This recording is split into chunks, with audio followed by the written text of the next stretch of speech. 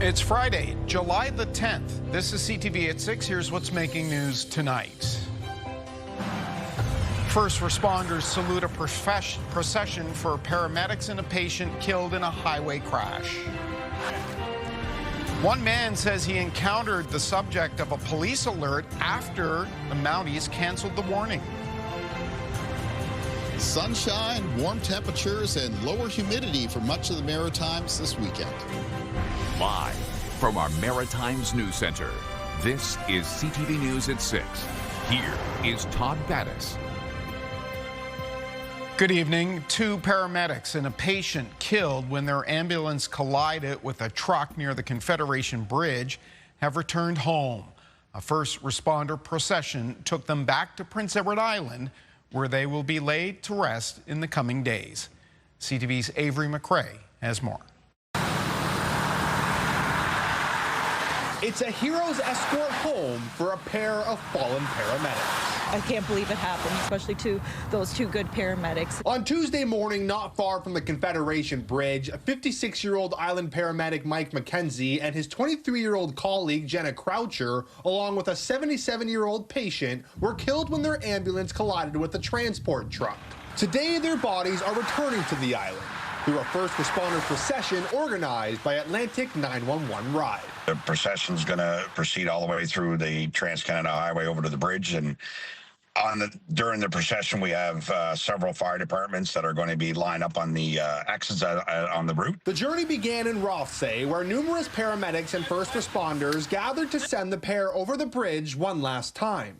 Among them was Ellen McLennan, who would see the duo weekly when they brought patients to the St. John Hospital. I just recall one day he brought us Cal's chips and the raspberry drink that they offer. So he was just always giving the extra going the extra mile for us. And Jenna always walked down the hallway with a bright smile and that ginger hair of her. So always nice to see those people. But it's only a heartbeat away for all these patients that need to go. McKenzie was no stranger around the island as a paramedic for over 30 years, and the former lead of PEI's IWK Telethon, which earned him a Maritimer of the Week honor in 2013. Croucher was also a familiar face as the daughter of the island's education minister. Even though we didn't know them personally, we all feel the loss. Ambulance New Brunswick paramedic Pat Madsen admits the past few days haven't been easy and has been a stark reminder of the dangers the job presents. When you think about how quickly something like that can happen, it's a hard pill to swallow. I think paramedics, we deal with this as a group. As you can see behind us, that's what we do. A group who came together for one last ride to remember and honor the pair who devoted their lives to helping others. Avery McRae, CTV News, Hampton, New Brunswick. A 37-year-old man has been arrested and charged after an investigation into an alleged hate-motivated incident at a Halifax Costco. Randall Byron Publicover was arrested in Port Dufferin on the Eastern Shore yesterday. He's facing several charges, including public incitement of hatred, assault, and 4 counts of uttering threats. Halifax police were called to the Costco on Chain Lake Drive Saturday. They learned the man had yelled at a family and assaulted another customer while continuing to shout obscenities. That video of the incident circulated widely on social media, no doubt aided police. The Council of Canadian Muslims said it was relieved to hear of an arrest. Online, Truro police seize cocaine and arrest 4 people in a traffic stop. We have details at our website, ctvnewsatlantic.ca. The individual at the center of an RCMP alert about a dangerous person with a weapon in Lunenburg County was shot to death by an officer yesterday morning. Police aren't commenting while it's under investigation, but one local man who says he encountered the person hours after the alert is, and he spoke with CTV's Callum Smith. Brian Myers was driving home yesterday morning after a long night shift. I was just coming up around here, and it's a bit of a corner, so I couldn't see him from too far away. But as soon as he was close enough, I could see the rifle, and he was looking right at me. So I just ducked my head down to make sure he couldn't shoot me, and got out of his line of sight so I could call 911. But lack of cell service prevented him from getting through right away. Once he got home, shock and anger set in. I was infuriated that I left my wife home alone, and this guy was actually still in the area. He was going to stay home from work Wednesday night because at about 6 p.m., RCMP sent an emergency alert warning of a dangerous man with a weapon, telling locals to find a safe location and lock their doors. But that alert was lifted 3 hours later, with police saying officers no longer believed there's a risk to public safety. The alert has been canceled. Investigators remain in the area as they continue the investigation. Residents may resume normal activities. You would think you would know exactly where he was if you're going to say something like that. RCMP say they were then called at 9 a.m. yesterday for a man with a gun in the area, 12 hours after the initial alert was canceled. The Serious Incident Response Team told the public today that when police found the suspect, an officer shot him and he died at the scene. Neither RCMP or CERT are doing interviews. The area councillor says people in her community are very angry that the first alert was lifted. People were under a false sense of, being okay. And to find out that he was still in the area with a weapon. Now again, RCMP aren't doing interviews citing the CERT investigation, but as for lifting the alert, a spokesperson says in an email, situations like this one are fluid and decisions to issue, update, or cancel alerts are made as circumstances change. We don't know what time RCMP shot the man, but as far as we've been told, he's the only person who was injured, and it would prove to be a fatal wound. Todd. CTV's Callum Smith for us in the news center tonight. Thank you, Callum. A New Brunswick family is struggling after losing everything in a house fire this week. It happened just months after a devastating car crash. Now the community is coming together to help. CTV's Anna Mandan has the story. Allison Catarini can't believe the devastation left behind after fire destroyed her family home. I received a call from my dad asking where we were, and I told him that we were in Nakwik at the grocery store, and he said, "Come home, your house is on fire." Crews fought the fire for nearly 5 hours. In the end, the family lost everything, including 2 cats, a dog, and a pet snake.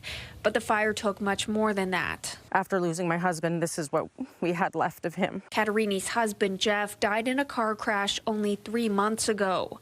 All of his belongings, his ashes, and his wedding ring were in the house when it burned. I wouldn't wish this on anybody. It's too much for one person to deal with, and I honestly don't even know how I'm standing right now. But the community is rallying around them. Several businesses have been collecting donations, and tonight, Dumfries Maples will host a charity event to raise money for the Catarinis. I hope that they feel that this is just like a big hug from their community, that they know that we're there to support them and stand by them. Meanwhile, Dumfries Fire Chief lives directly across from Catarini. He says the cause of the fire is unknown, but the impact is not. It's heartbreaking.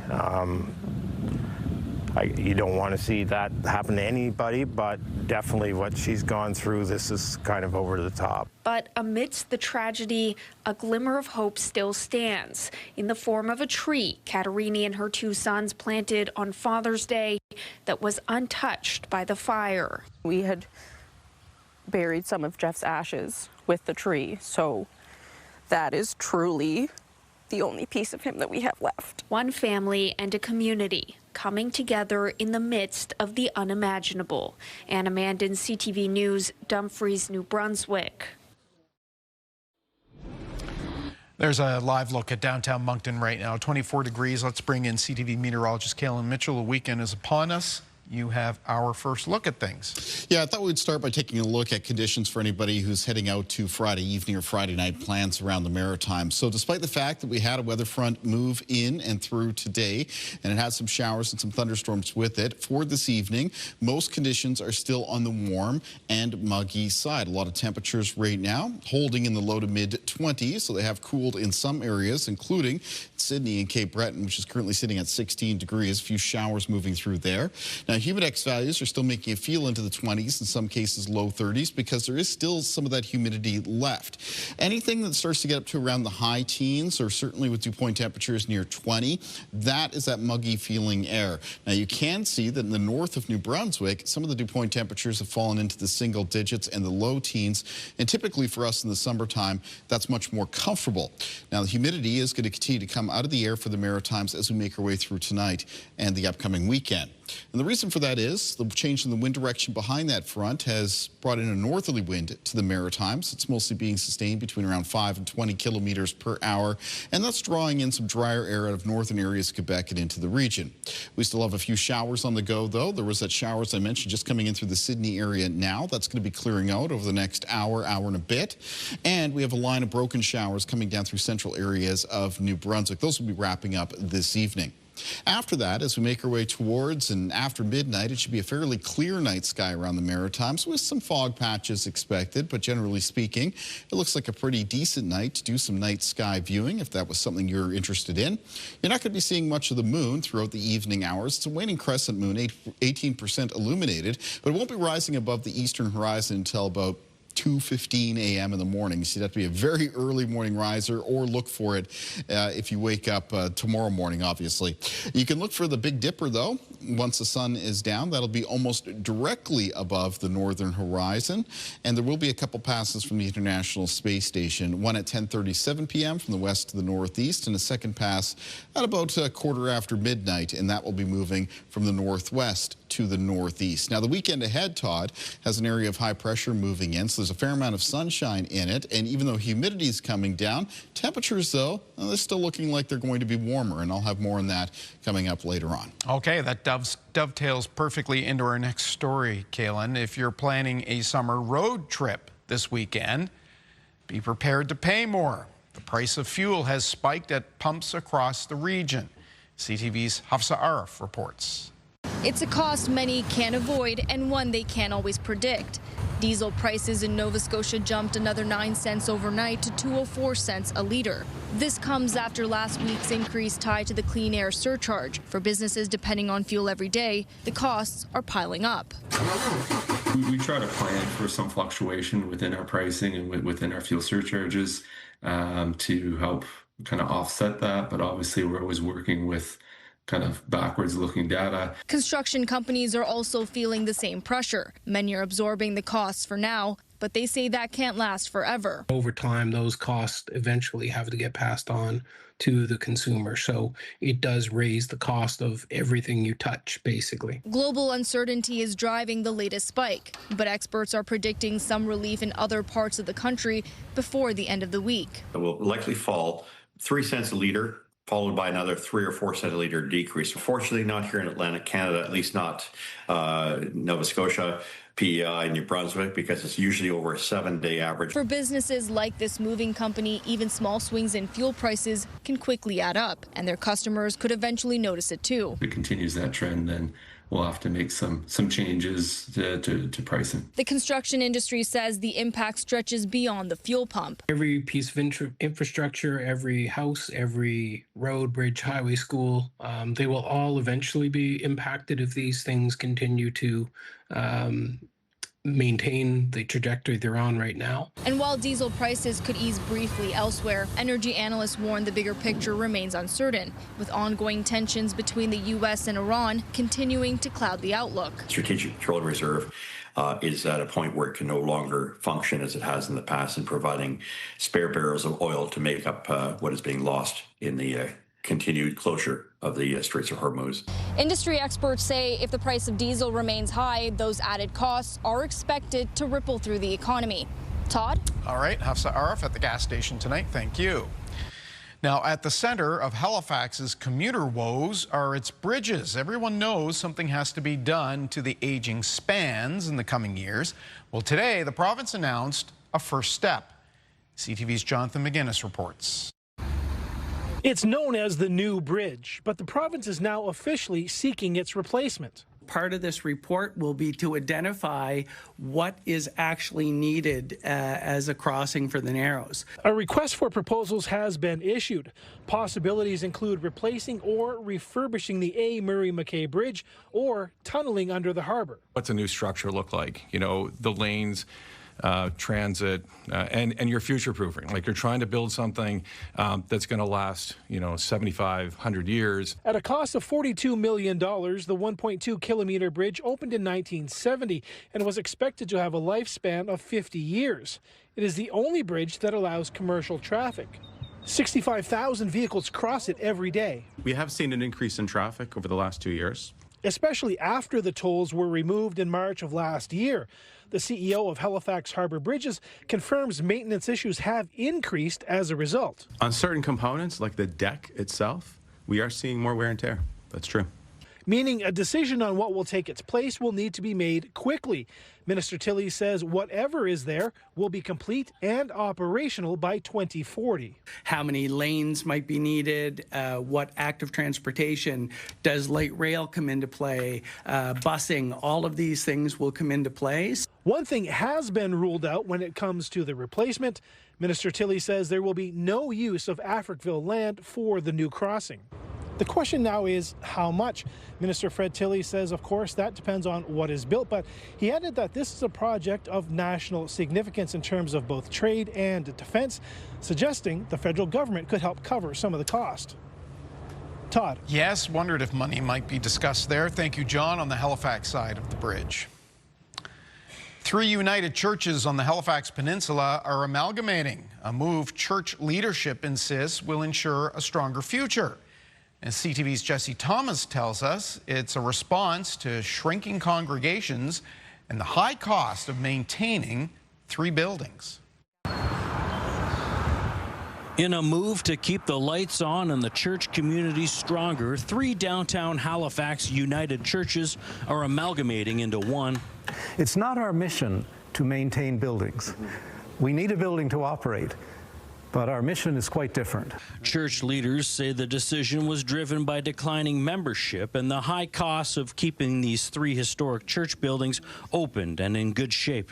As beautiful as they are, and as difficult as it will be to make decisions around what do we do with them, we can't really afford to sustain 3. St. Matthew's United Church on Barrington Street will host July services, while the new congregation will shift to St. Andrew's at the corner of Roby and Coburg Street for August. The 3rd church, Fort Massey on Tobin Street, is also part of the amalgamation, which leadership say will bring together a stronger and richer congregation, both spiritually and financially. And dwindling congregations, and not only dwindling in numbers, but getting older. While congregations have merged, the 3 churches, all located on prime real estate in Halifax's South End, have not. 2 church properties will eventually be sold. Decisions will need to be made, and they will be very difficult and painful for those who worship in those churches. And a search is underway for 2 ministerial positions to lead the new church, which gathered Sunday for the first time as one. This is a soft launch, and part of the work ahead is coming up with a new name. Halifax United Church is temporary. The official launch will happen in September. Jesse Thomas, CTV News, Halifax. We're going to make this web poll tonight. We're asking, have you noticed a decline in attendance at your church? Your options are yes, fewer people are attending. No, I haven't noticed. In fact, I've noticed an increase in attendance, or I haven't noticed any change. Let us know there at the website. We'll have Friday politics and Kaylin's weekend weather ahead, but first, the fighting continues in the Middle East. The U.S. president says Iran has asked for new talks.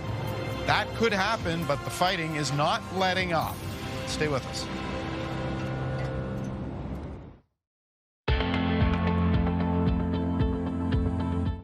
This is your Campfire Conditions Report, brought to you by Pine Acres RV, where customers become friends, and what a difference 24 hours has brought. In the province of New Brunswick, most counties are currently allowed to have a campfire. Now, there are some restricted hours in some of the northernmost parts of the province. In both Restigouche and Gloucester counties, you're only permitted to have a campfire between 8 p.m. and 8 a.m. For the province of Nova Scotia, most are allowed to have a campfire between 2 p.m. and 8 a.m. Those central and parts of Cape Breton, including Cape Breton County and Richmond County, well, their campfires are permitted between 7 p.m. and 8 a.m. And for Prince Edward Island, campfires are currently permitted and domestic brush burning is allowed between the hours of 2 p.m. and 8 a.m. Be sure to check in on any municipal restrictions and bylaws before having a campfire.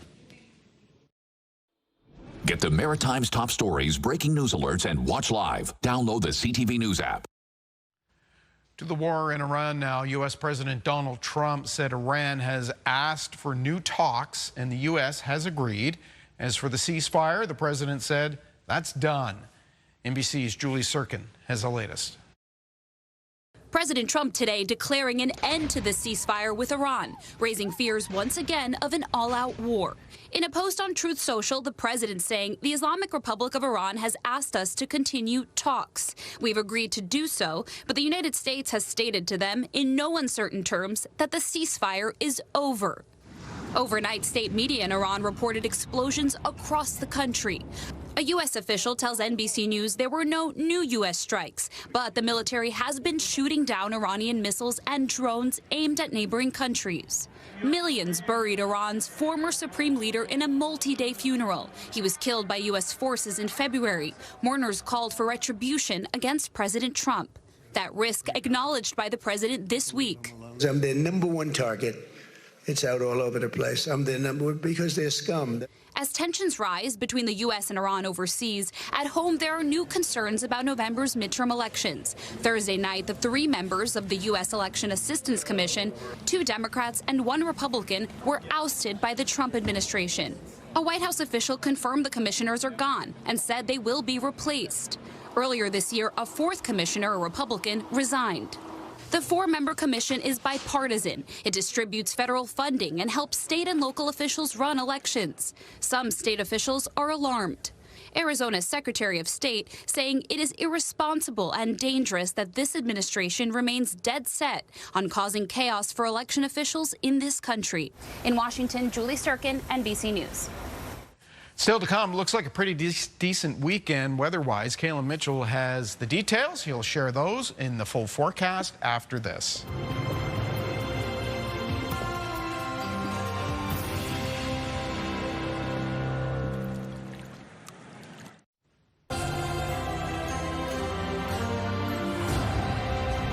Well, hello there, Annie Ganesh, where it's 20 degrees. They are right in the middle of the Highland Games this week. And Andy Ganesh, or it might be the week coming. Is it the week? I'll ask the control room here. Folks, this is the last weekend of it. That's what I thought, yeah. So they're well into it. They got 1 weekend left, so Kalen Mitchell. But still ongoing this weekend then? Yeah. Okay. What can you tell them? Pretty good looking weekend for it. And for many outdoor activities across the Maritimes. We're going to get in behind a weather front. Humidity's coming down for the region. Lots of sunshine in the weekend forecast. Low chance in the afternoon here and there around the Maritimes. You can see a little bit of a pop-up shower, but it's not uncommon this time of the year. Speaking of showers, certainly along the Atlantic coast, some pretty good rumblers this morning. We had a pretty good line of some thunderstorms that made its way through parts of the southwest of Nova Scotia and even through parts of Halifax County as we went from the morning into the early afternoon. I did receive some viewer reports of some decent rainfall totals out of that line of thunderstorms. So they did bring in some downpours, including one from Union Square in Lunenburg County in Nova Scotia. Report there pretty close to 50 millimeters of rain. Other reports from around the Maritimes and some of the showers, heavier showers and thunderstorms that were present along this weather front produced some rainfall totals between around 7 and 20 millimeters. Now that front has pretty much cleared the region now, and in behind it, it's going to be an area of high pressure that's moving into place and through the upcoming weekend. That's why we have some fairly sunny conditions through the weekend forecast and lower humidity, but temperatures are still going to be very warm.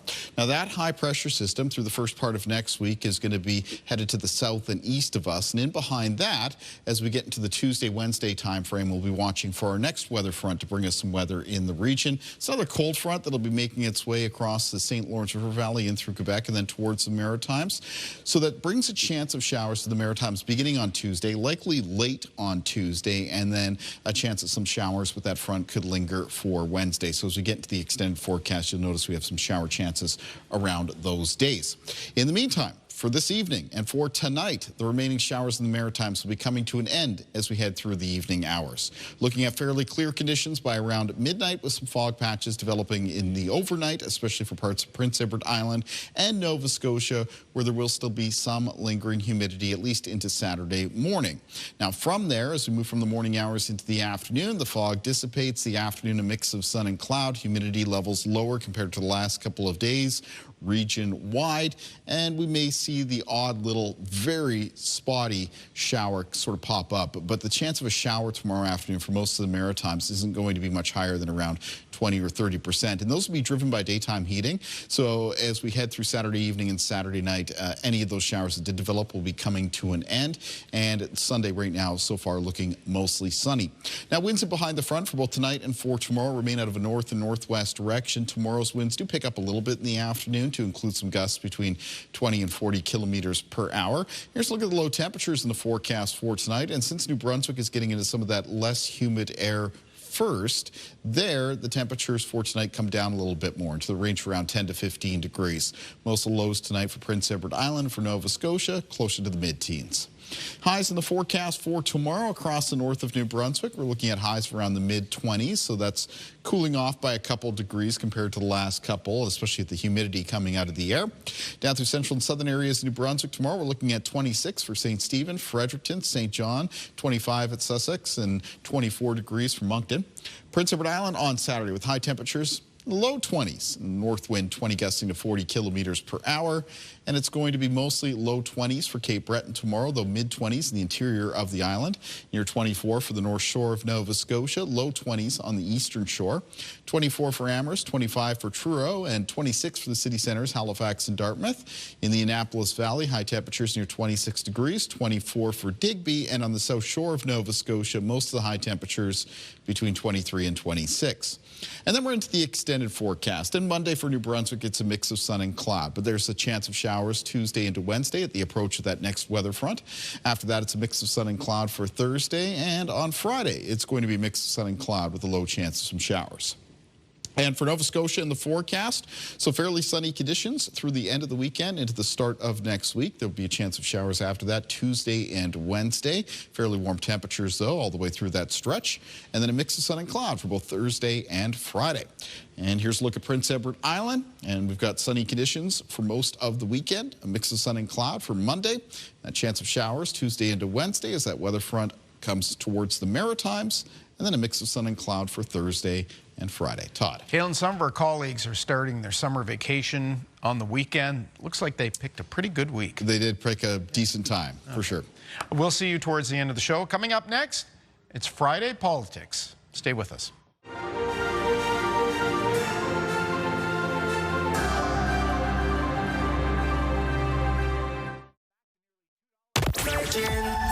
Okay, have a great weekend and join us Monday morning, giving you a chance to win a $50 gift card to St. Louis Bar and Grill. Yeah, that'll be right around 7:30. And get a shot at Jonas Brothers in Moncton. We'll have 2 tickets.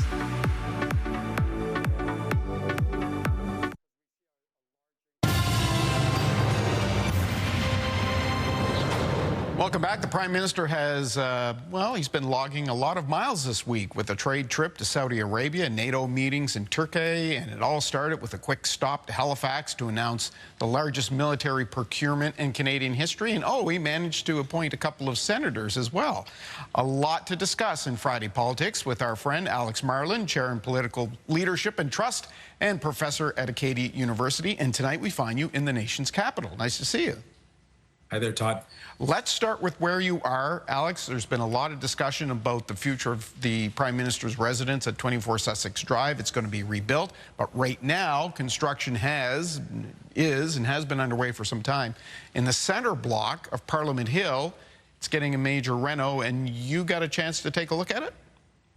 I did, and you know, thanks to MP John Nader out of Ontario, me and some other, including some Acadia students, we were able to go on a tour and see the behind the scenes of all of the renovations going on in the Parliament buildings. I am telling you, it is fascinating. The entire thing is all raised up underneath everything. There's about 800 jacks holding up the building, and they have to check these jacks every single day because the building can't move any more than 3 millimeters or there'll be damage. All sorts of stonework has been carefully cataloged. There's little codes put on it. They're going to put back every single brick, every single piece of stonework exactly where it is. It is painstaking renovations that is occurring. It is absolutely fascinating. And something to think about when you think about 24 Sussex Drive, as well as the renovations at Parliament Building, is that we live in a world now that's more dangerous and security is a big thing. And so there's this constant battle between making things democratic and accessible and at the same time making sure that they are secure from dangerous people. 24 Sussex Drive, I mean, I think everybody recognizes that, you know, the place has got to go. There's not much holding it up. But it was interesting that the Prime Minister has made the decision that he did, and to sort of, he's dealing with it, but at the same time, he wants to make sure that politically it doesn't hurt him. So, you know, this idea that he's going to have a competition and what I guess others raise the money to build it. Yeah, I mean, isn't this a Canadian solution to a Canadian problem? Yeah. I mean, compare this to what's happening with the White House and how things are changing to the structure of the White House. I mean, here we have a case where the public is going to be asked to donate money. We have a competition that's going to go on about, you know, how it should be built. I think really when we think about 24 Sussex Drive, it's a really interesting building. It's been in use by Canadian prime ministers since the early 1950s. You know, it's the interesting grounds. I was there once a long time ago. It's close to the road, though, and anybody who spends any time in Ottawa will know that something has to be done because you can't have a prime minister's residence that is so close to the road. Okay, so something's coming. They may be running into Halifax traffic woes if they have to move the road around. Look, let's talk about the submarine contract. Not so much about the contract itself, but the fact that this procurement moved along rather quickly. I mean, anybody who was around long enough to remember the replacement for the Sea King helicopter, and that had a life of its own. This has been pretty quick, and that's something the Prime Minister wanted to really be able to wave around.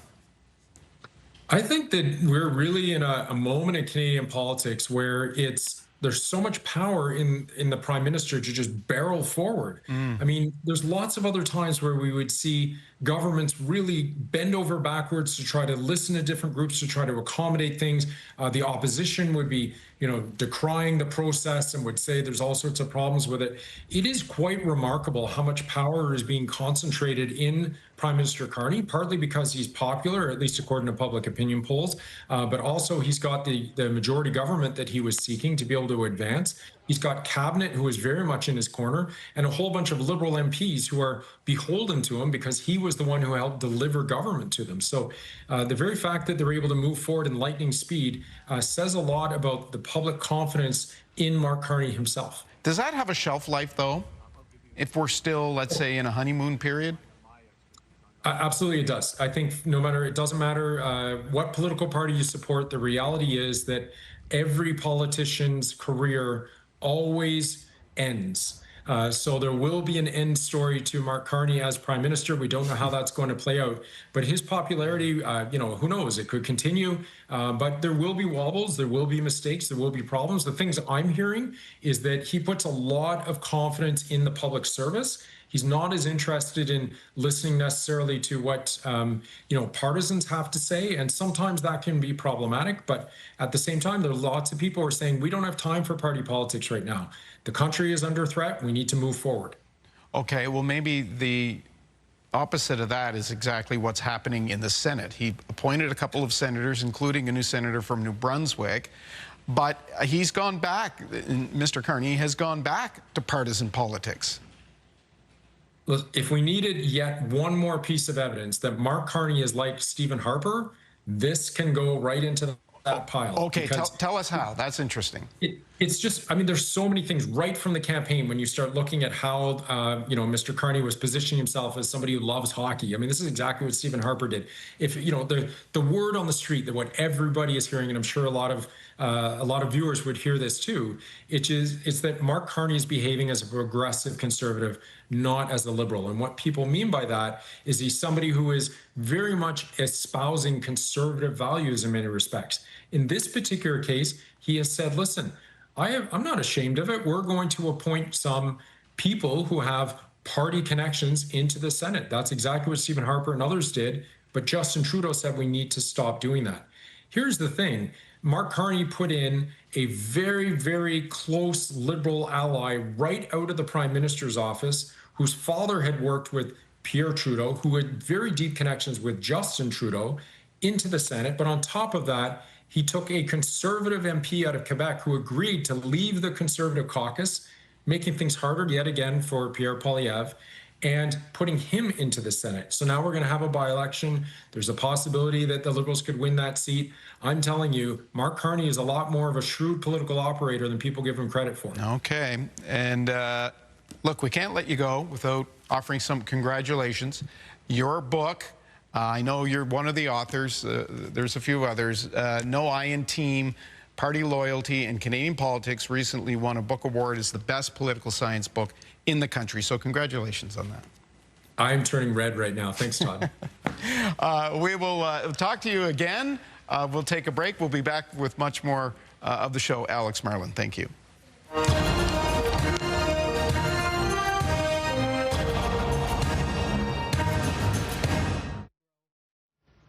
In health news, details on why Quebec is considering putting the allergy medicine Benadryl behind pharmacy counters.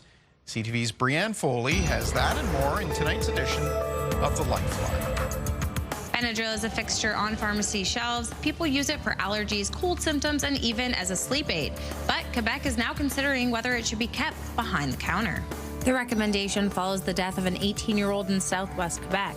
A coroner found he died of acute diphenhydramine poisoning. The investigation found he had obtained the medication from multiple pharmacies. A draft regulation would move Benadryl and similar medications off open shelves.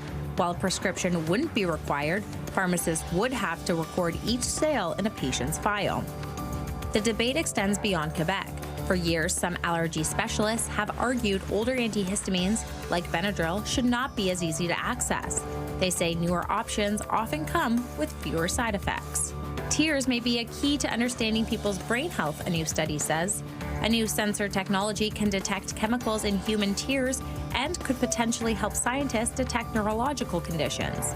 The new study, published by the American Chemical Society on Wednesday, says the low-cost sensor can detect dopamine, a chemical partially responsible for happiness, but also important to movement, emotional regulation, and motivation. Changes in dopamine levels, lower or higher than regular, can help diagnose psychiatric conditions like depression, Parkinson's disease, or schizophrenia. Right now, dopamine monitoring methods include sampling blood or urine, and sometimes even implanted devices. The tear collection can be done quickly and painlessly. With further research and development, neuroscientists and psychiatrists could simply use a tear sample to help diagnose neural conditions and diseases without needing costly or invasive procedures. With health and medical news, I'm Brianne Foley for The Lifeline. Soccer fans are looking forward to a big weekend of quarterfinal World Cup action. That includes a blockbuster between Norway and England, a game both fans and players are ramping up for. NBC's Sofia Hernandez has more.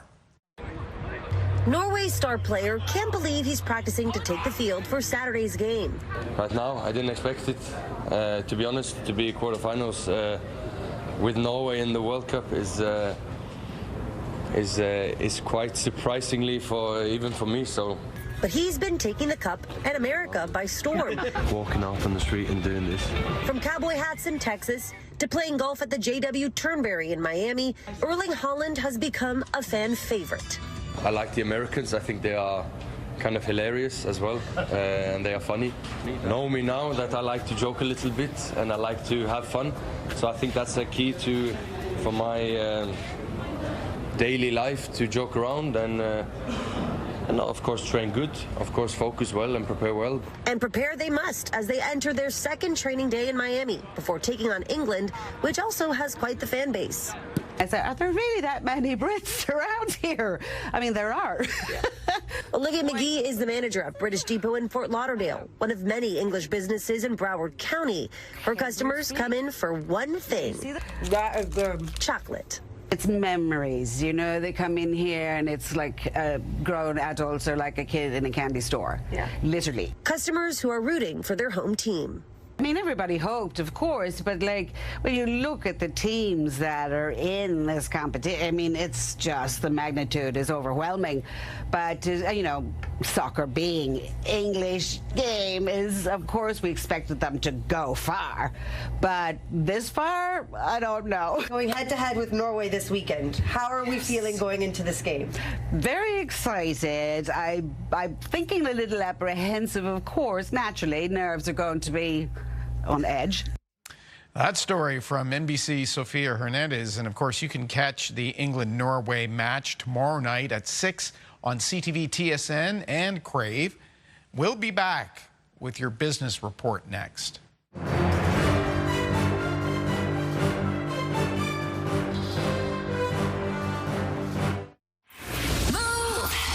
With Aaron and Peter. Hey, you can win $1,000 in under 60 seconds every weekday at 7. That's when we play $1,000 Minute. Your chance to win $1,000 with us. On the markets, the Dow wrapped the trading week up 149 points, and the unemployment rate in Canada was down slightly for the month of June, thanks to the FIFA World Cup and more young people finding summer jobs. BNN Bloomberg's Matt Scooby with details. Statistics Canada says the economy added 18,000 jobs last month, mostly in part-time and private sector work. That led to a small dip in the unemployment rate to 6.5%. Economists point to young people taking advantage of the openings of bars and hotels when Canada hosted World Cup games. Now, it wasn't all good news. Manufacturing shed 17,000 positions as tariffs continue to weigh on the sector. The Bank of Canada will use the report in its final barometer of the economy ahead of next week's interest rate decision. The parent company of Thai Express, Manchukuo and Baton Rouge is set to close nearly 70 locations over the next 9 months. The CEO of MTY Foods blames a lack of sales, saying the stores have collectively lost $10 million over the last year. It's not clear yet what brands and locations will be shuttered. And Cineplex is thankful to Woody, Buzz, and the Toy Story crew for boosting box office revenue. The Canadian movie theater company reporting revenue of nearly $56 million last month. That's its strongest June showing since 2019. Cineplex says Toy Story 5 posted the largest domestic opening weekend of the year so far. Here are the closing numbers for the day. The Canadian dollar up 8 cents to 70.64 U.S. West Texas Intermediate was off 67 cents. It closed at 71.60 a barrel. Western Canadian Select also down slightly to 57.39. And the TSX had a modest gain of 105 points to end the week at 35.305. Those are your business headlines. I'm Matt Scooby. All right, there's Kaylin on the deck with one more look at the weekend. Yeah, warm, still muggy out here. Some dark clouds around, but no thunderstorms like we had earlier in the day. Our viewer picture for tonight is a beautiful picture from a very beautiful part of the Maritimes. This is coming in from Wayne Harrigan, taken at Point du Chien in New Brunswick. You know, some of the water temperatures around the beach areas right now of the Northumberland Strait are sitting around 19, 20 degrees. Point du Chien for tomorrow, mix of sun and cloud, and the high temperature around 24. Taking a look at our day planner, first thing in the morning, there may be some fog patches for Prince Edward Island and Nova Scotia, but that fog will be dissipating in the morning hours. Otherwise, we're looking at a fairly sunny start to the day. And then for the afternoon around the Maritimes, a mix of sun and cloud. A low chance of some very spotty pop-up showers, about 20-30% chance. Most of the high temperatures tomorrow will be around the low to mid-20s with lower humidity compared to the last couple of days. Here's what's ahead on Your Morning Atlantic. Monday on Your Morning Atlantic, things like these. We will chat with the creator of a new dark comedy drama filmed right here in Halifax. Start your morning with us Monday on Your Morning Atlantic on CTV2 and Crave. Finally for us tonight, when it comes to battling wildfires, this next guy literally is the GOAT. Crews were, well, taking care of a small wildfire in Colorado this week when a surprise guest decided to keep them company. A goat named Goldie followed the firefighters for hours as they cleared brush in Colorado Springs. She even took care of some of it herself by chewing on the leaves. The fire department posted the video on social media saying, "We're not saying he's ready for a badge, but we're also not saying he isn't." Good goat. Good goat. All right, that's the look at the week here at home. The website has our weekend reporting. We leave you soaring over Forshoe, Cape Breton, with the names of everyone who works on this newscast. I'm Todd Battis. See you Monday. Have a great night.